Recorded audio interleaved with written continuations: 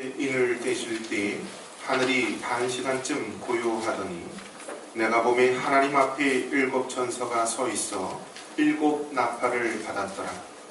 또 다른 천사가 와서 제단 곁에 서서 금 향로를 가지고 많은 향을 받았으니 이는 모든 성도의 기도와 합하여 보좌 금제단에 드리고자 함이라. 향연이 성도의 기도와 함께 천사의 손으로부터 하나님 앞으로 올라가는지라.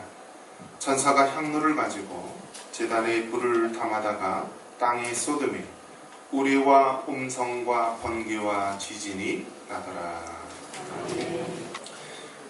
목사가 되면서 가장 많이 접하게 되는 것이 무엇이냐면은 이 장례를 많이 접하게 됩니다.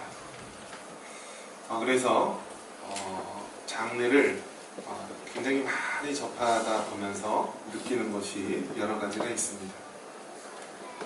과거에는 이제 장례 문화가 주로 매장이었습니다. 매장이었는데 예전에 이제 벽제 그런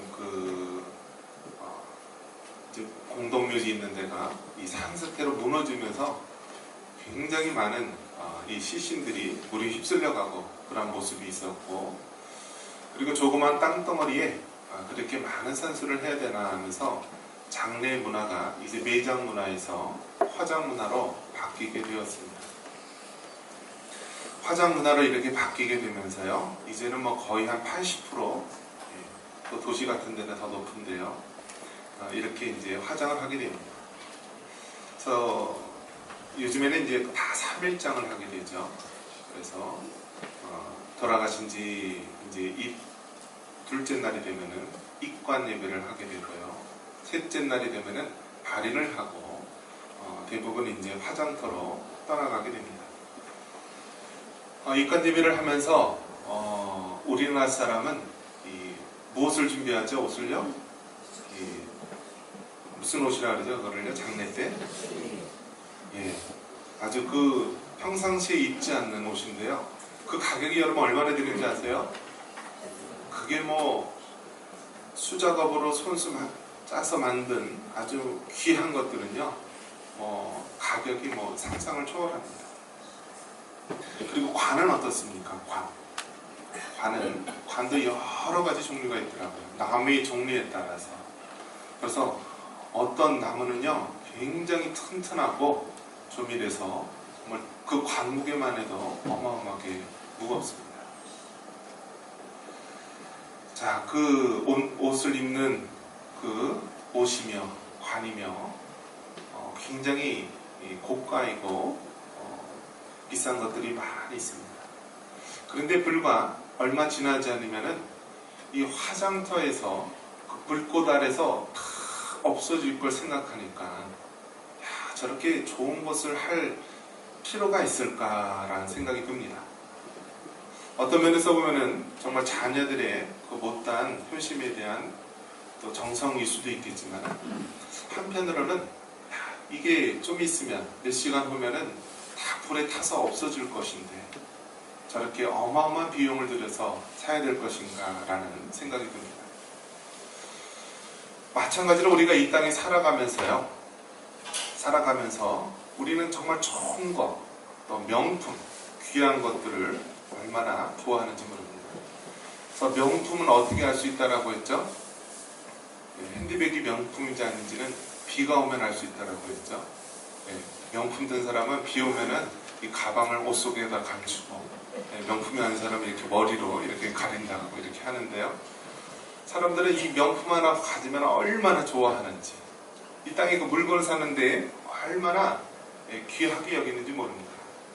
근데 분명한 것은 무엇이냐면요, 이 세상 마지막 때가 되면은요 하나도 남는 게 없다라는 것입니다. 한번 따라해 봅니다.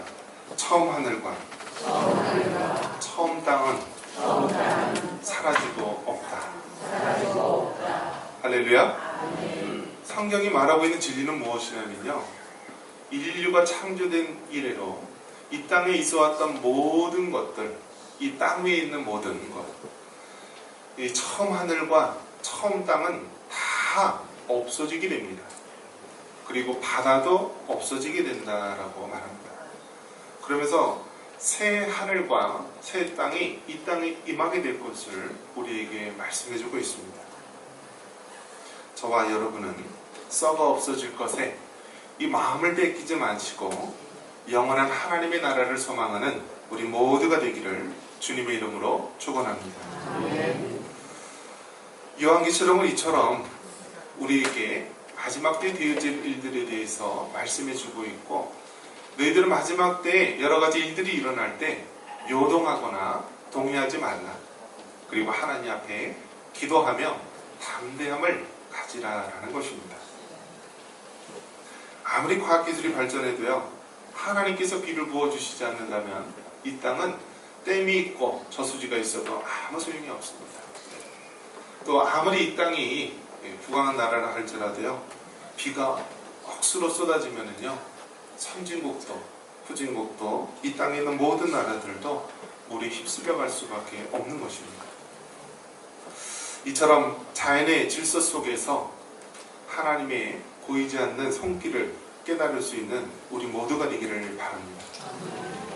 이처럼 요한계시록을 알면은 이 역사의 처음과 마지막을 알 수가 있고, 또 성도들이 어떻게 살아가야 할지를 우리가 깨달을 수 있는 것입니다. 하나님께서 우리 성도들에게, 주님의 자녀들에게 주신 것 중에서 영원토록 변하지 않는 것들이 있습니다. 우리가 인사할 때도 우리가 말씀과 성령의 능력으로 됩니다 라고 했는데요, 하나님의 말씀과 또 기도를 통하여서 성령님이 역사하시고 이를 통하여 하나님의 큰일이 나타나게 됩니다. 이처럼 하나님의 말씀은 태초서부터 지금까지 하나님의 말씀이 우리를 주장하고 하나님의 뜻대로 이루어지게 됩니다. 그리고 기도라는 것도요, 지금까지 변함없이 우리에게 주어진 하나님의, 우리 성도들에게 주신 특권이요, 또 사명이기도 합니다.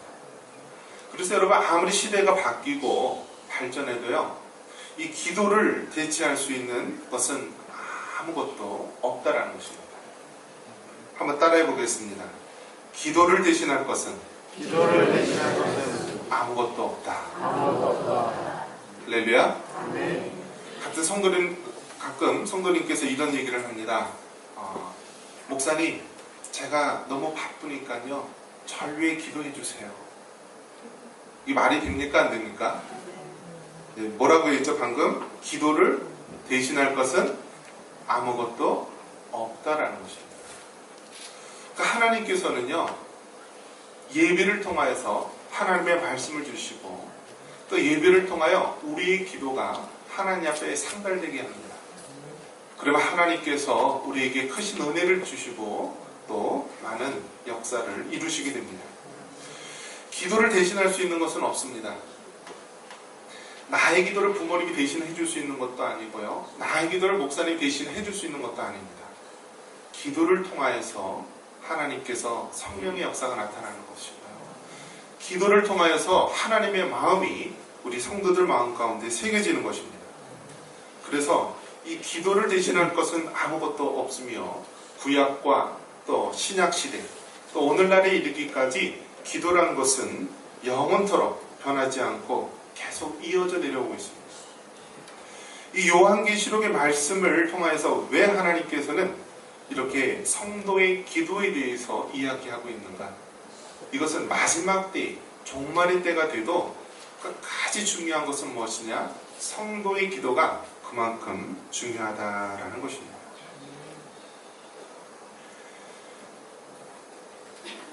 요한계시록에서는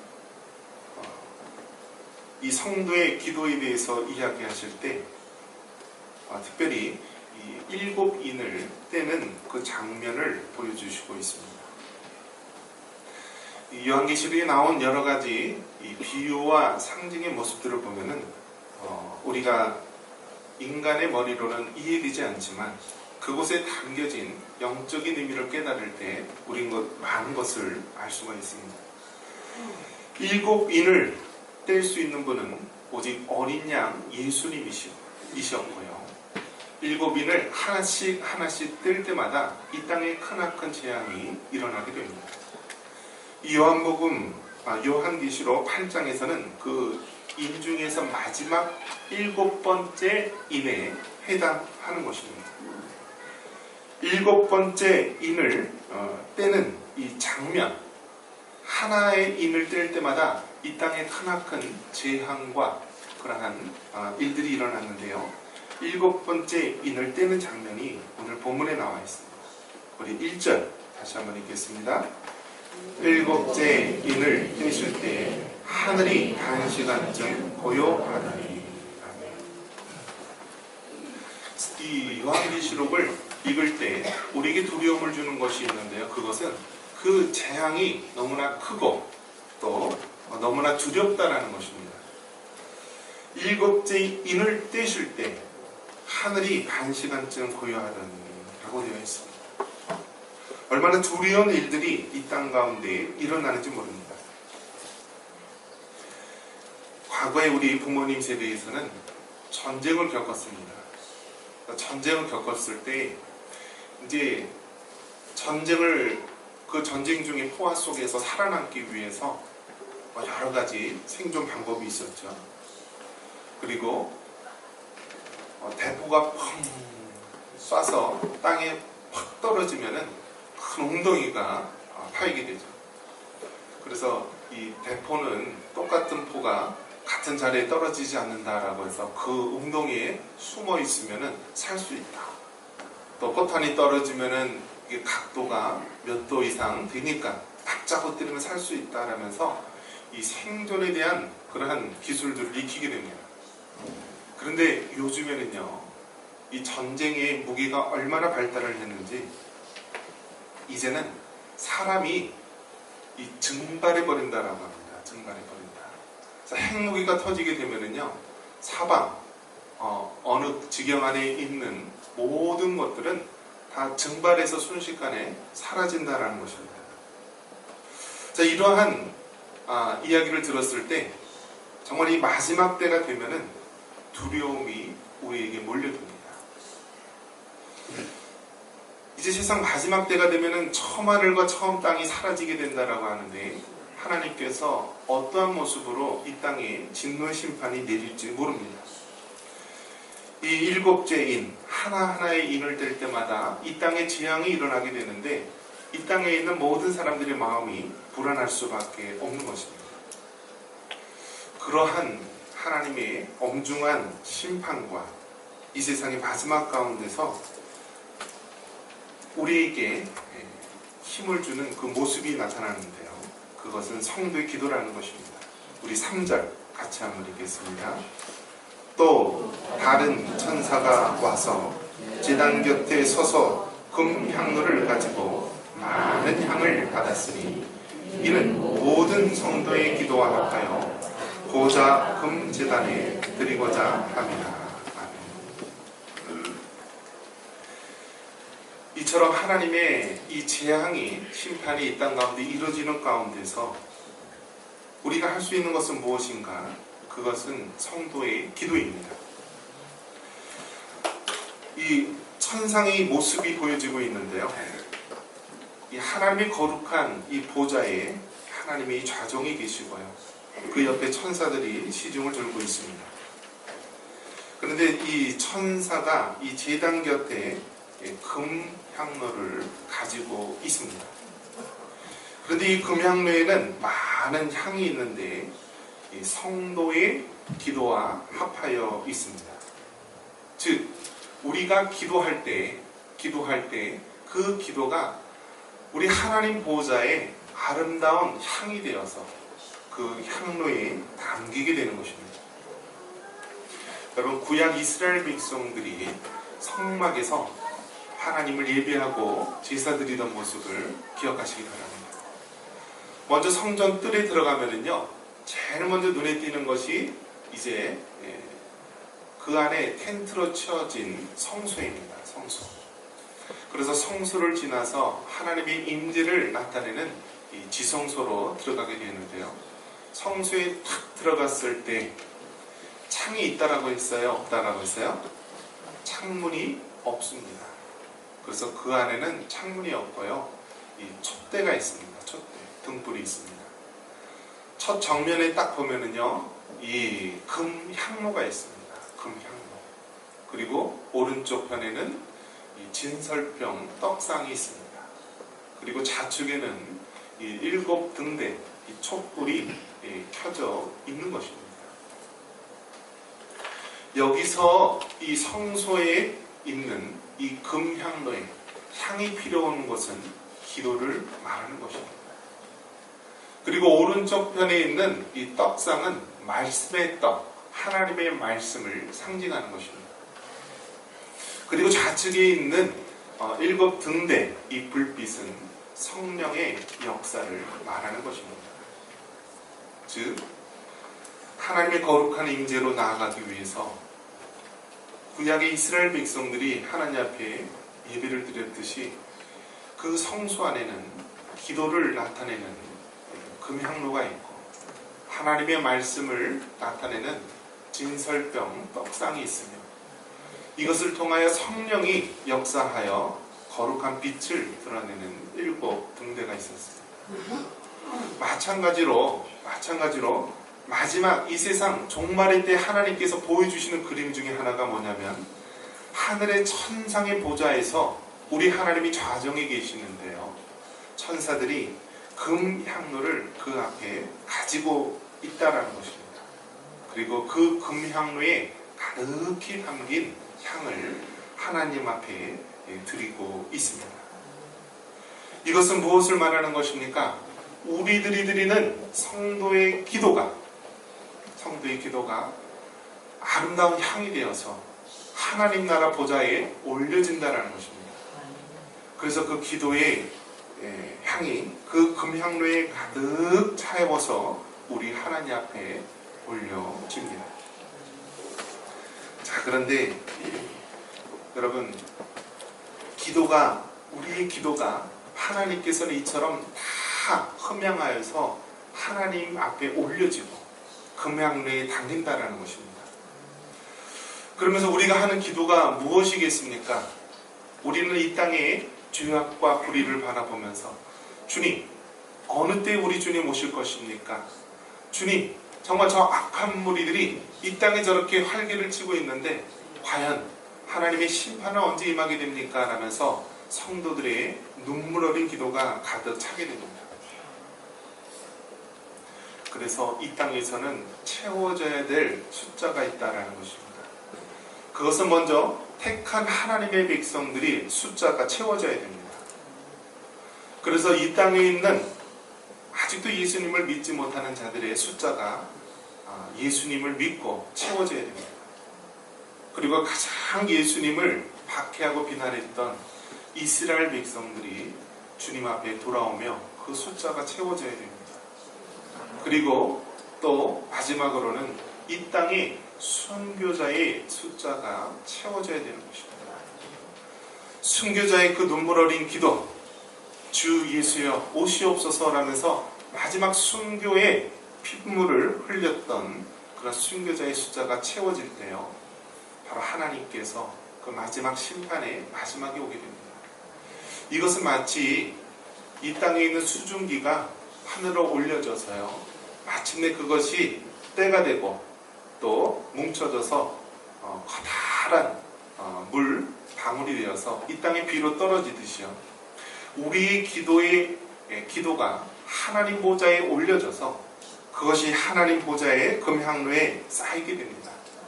그러면서 그 기도가 마침내 이 땅에 이루어지게 됩니다. 그 마지막 이루어지는 모습 5절 한번 같이 한번 읽겠습니다. 천사가 향로를 가지고 제단의 불을 담아다가 땅에 쏟으며 고래와 음성과 번개와 지진이 있다. 여러분, 우리의 기도가요, 크신 하나님의 능력으로 나타날 줄 믿습니다. 기도는 어떤 면에서 보면 가장 연약한 하나의 사람의 외침에 불과할지 모르지만요, 우리 기도가 하나님 보좌에 올려져서 하나님 금향로에 가득 담기게 됩니다. 그리고 때가 되면은요, 우리의 그 기도에 모여진 금향로와 또 주님의 제단에 있는 이 불이 담아져서 이 땅에 어떻게 돼요? 쏟아진다라고 되어 있습니다. 그러면서 큰 우레와 음성과 번개와 지진이 난다라고 말합니다. 즉, 보잘것없어 보이는 이 땅에 있는 성도들의 기도이지만 하나님께서는 우리의 기도에 다 흥명하여 주시어서 그것이 금향로에 가득 채우게 됩니다. 그러면서 결국 하나님의 때가 되었을 때 제단의 불과 함께 이 땅에 쏟아지며 하나님의 진노의 심판이 이루어지게 됩니다. 여러분, 작은 수증기가 쌓이면은 결국 빗방울이 되어서 이 땅에 쏟아지듯이 이 땅에 있는 모든 것들, 죄악과 또 하나님을 대적하는 모든 것들, 또 성도들의 그러한 간절한 기도가 하나님 보좌 앞에 쌓이게 되면 결국 이 땅에 하나님의 그 마지막 심판이 쏟아지게 될 것입니다. 구원의 방주의 문이 닫히게 되면 더 이상 들어가고 싶어도 들어갈 수 없듯이 이제 마지막 심판의 때가 되면은요, 이제 구원의 문은 닫히게 되고 하나님의 심판이 이 땅에 부어지게 되는 것입니다. 하나님께서는 왜 요한계시록 이 말씀을 통하여서 성도의 기도에 대해서 보여주시고 있습니까? 너희는 마지막 때에 동요하지 말고 기도하라는 것입니다.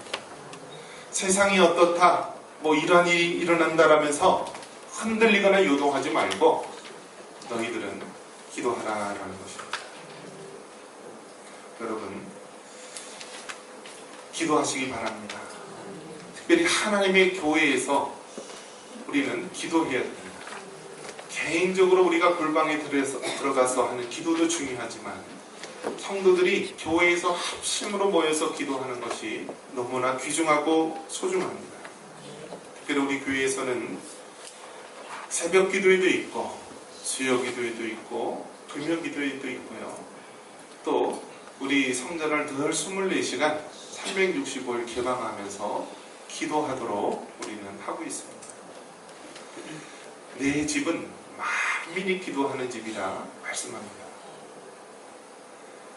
무더운 여름 속에서 우리 성도들이 많이 힘들고 지칠 때인 줄 압니다. 하지만 기도를 대신할 수 있는 것은 아무것도 없습니다. 누가 대신 우리가 기도할 수 있는 것을 대신할 수 있는 것은 아무것도 없습니다. 사무엘 선지자는 말합니다. 기도하기를 쉬는 죄를 자신은 범하지 않았다라면서 이야기합니다. 여러분, 기도를 쉬는 것은 죄악입니다. 마지막 이 땅에 우리 주어진 사명은 기도하는 것입니다. 자신의 성화를 위해서 기도하시고 우리 가족과 교회를 위해서 기도하시고 또 이 나라와 열방을 위해서 기도할 수 있는 우리 모든 하나님의 성도들 되시기를 주님의 이름으로 축원합니다.